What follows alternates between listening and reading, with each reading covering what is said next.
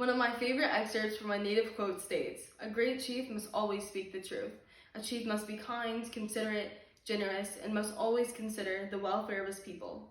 This certainly sums up the late Chief Wayne McInerney Brown of the Meherrin Indian tribe, aka my second cousin.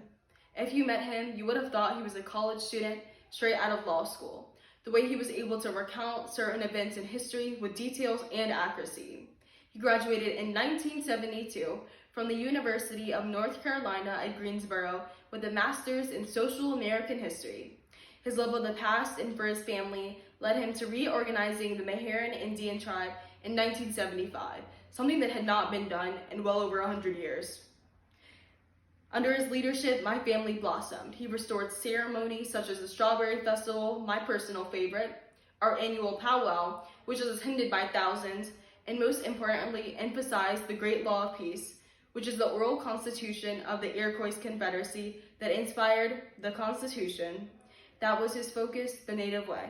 He brought peace and order to my family, something that is not an easy feat due to most of us being very strong-willed.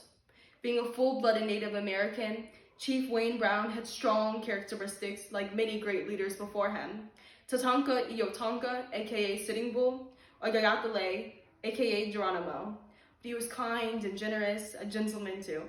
He was quoted in an interview saying, his father taught him to have the utmost respect for women.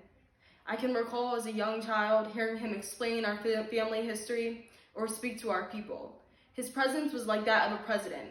When he spoke, people listened. He was instrumental in getting the Meherrin people state recognition, which acknowledged us as an individual state for state government purposes. That was his focus, the native way.